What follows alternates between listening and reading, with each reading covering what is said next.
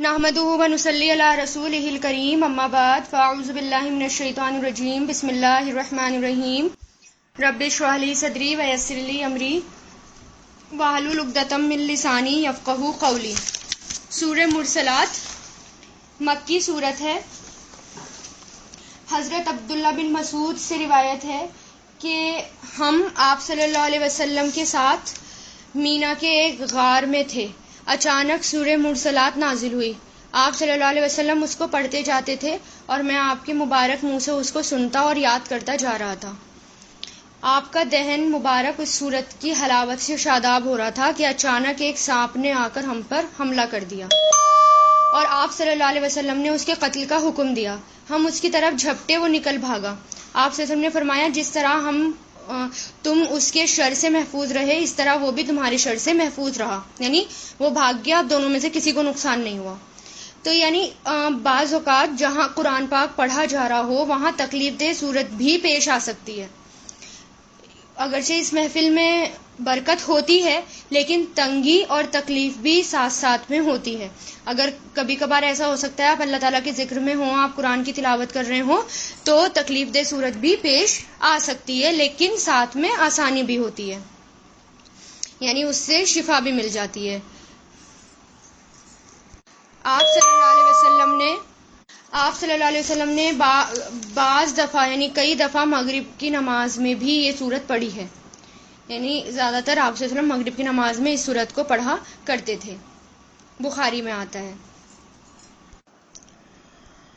والمرسلات، وا یہاں پر قسم کے لیے آیا ہے، قسم کے لیے، قسم ہے۔ مرسلات ہواؤں کی جو چھوڑی جاتی ہیں، مرسلات ہوائیں، مرسلات یعنی جو بھیجی جاتی ہیں یا جو چھوڑی جاتی ہیں، تو ہوائیں، یہاں پر ہوا کی قسم اللہ تعالیٰ کھا رہے ہیں۔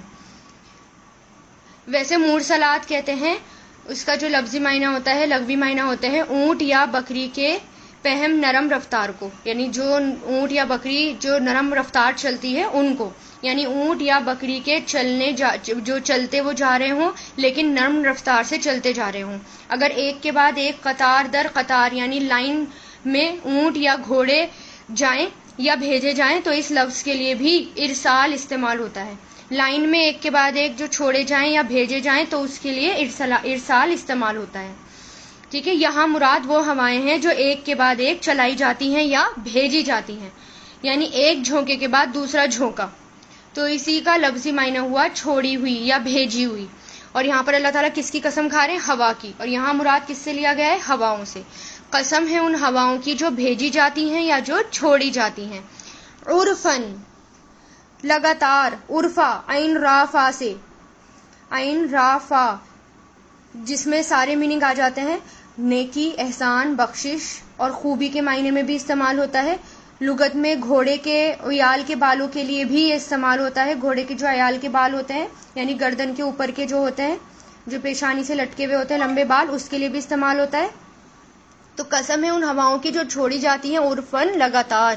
فالعاصفاتی، تو ان کی جو تیزی سے چلتی ہیں، عاصفات، آصف آپ نے پڑھا ہے عین صاد فا سے ہے، اندھا دھند چلنا، تیزی سے چلنا، جیسے آندھیاں ہیں تو یہاں پر آندھیاں ان سے مراد لیا گیا ہے۔ پہلی قسم کی ہوا کون سی تھی جو اللہ تعالیٰ نے قسم کھائی ہے؟ جو نرمی سے چلتی ہیں۔ اب یہاں پر دوسری قسم کی ہوا کون سی ہے؟ جو تیزی سے چلتی ہیں، یعنی جو تکلیف دہ ہوتی ہے۔ آصفات، اسفا تاکید کے لیے بھی آیا ہے، یہاں پر جو آصفات تیز چلنا، اسفن تیز چلنا اسی ورڈ سے ہے لیکن تاکید کے لیے، فورس کے لیے آیا ہے۔ تو پہلی قسم کی ہوا جو چھوڑی جاتی ہیں لگاتار یعنی نرم قسم کی، تو پھر ان کی جو تیزی سے چلتی ہیں، اسفات تیزی سے چلنا یعنی آندھی جیسی، والناشرات، اور ان کی جو پھیلانے والی ہیں، نشر سے بنا ہے یعنی پھیلانا، نشر کرنا، بادل جو ہواؤں کو پھیلاتی ہیں، ہر بادل جو ہوائیں پھیلاتے ہیں، لفظی معنی نشر کے ابھارنے کے ہوتے ہیں، پھیلانے کے ہوتے ہیں، ٹھیک ہے۔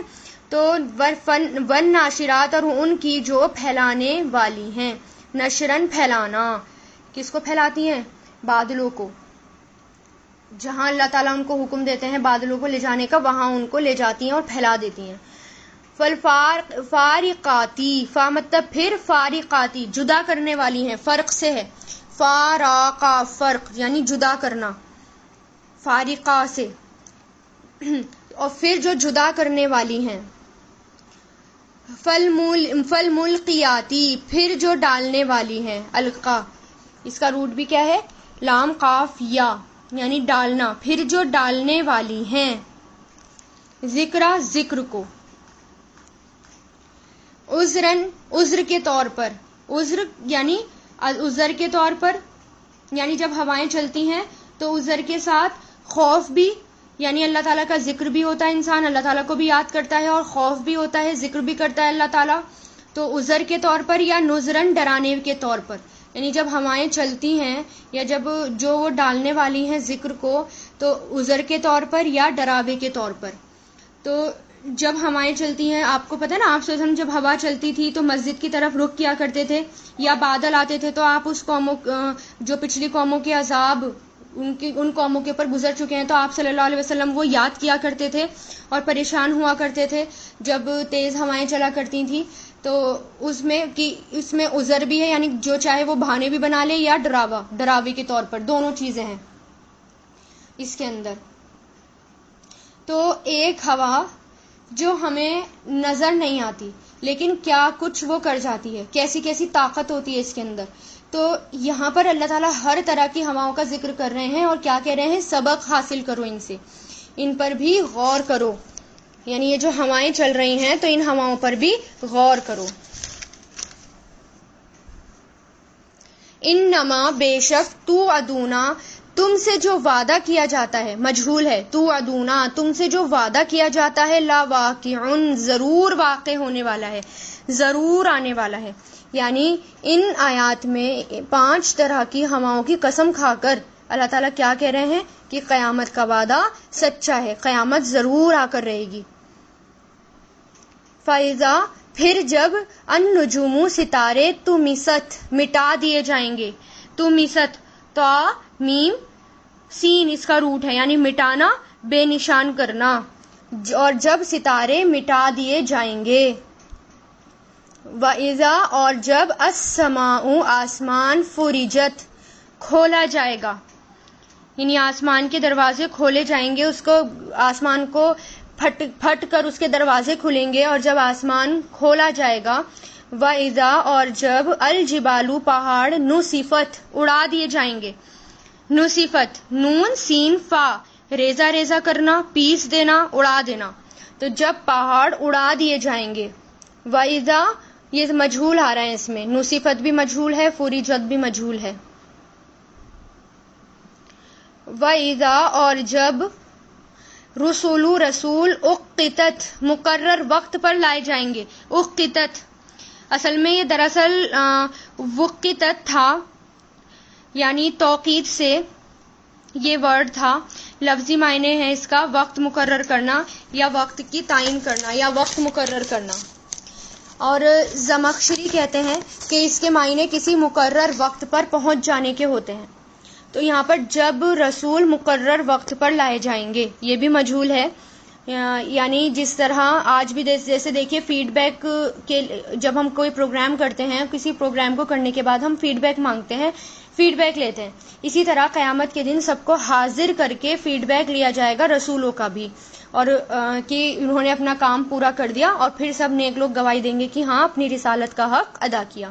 اس لیے جب حجۃ الوداع پر آپ صلی اللہ علیہ وسلم جب آپ سے نے واز کیا، تقریر کی، تو آسمان کی طرف انگلی اٹھا کر کیا کہا تھا کہ اللہ گواہ رہنا، پھر لوگوں کی طرف لوگوں گواہ رہنا، ہے نا، کیونکہ رسولوں کو بھی بلایا جائے گا اور پھر سب سے کہا جائے گا کہ پوچھا جائے گا، فیڈ بیک لیا جائے گا ہر کسی کا۔ لی ای یومن کس دن کے لیے، اجلت مؤخر کیے گئے،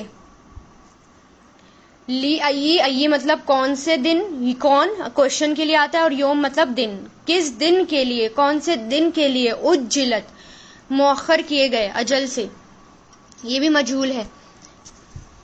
لی یومن فیصلے دن کے لیے، الفصلی فیصلے کے دن کے لیے، یعنی اللہ تعالیٰ یہ کہہ رہے ہیں ان آیتوں میں، اللہ تعالیٰ 5 قسم کی ہواؤں کی قسم کھا کر یہ کہہ رہے ہیں کہ قیامت ضرور آئے گی، اس میں کوئی شک نہیں ہے. جب ستارے بے نور ہو جائیں گے، آسمان پھٹ جائے گا، پہاڑ روئی کے گالوں کی طرح اڑے پھریں گے، اور جب تمام انبیاء وقت مقرر پر جمع کیے جائیں گے، یعنی جو وقت مقرر کیا گیا تھا، اور اس میں اپنی اپنی امتوں کے معاملے میں بھی شہادت کے لیے بھی حاضر ہوں گے اور لوگوں سے بھی ان کا فیڈ بیک لیا جائے گا.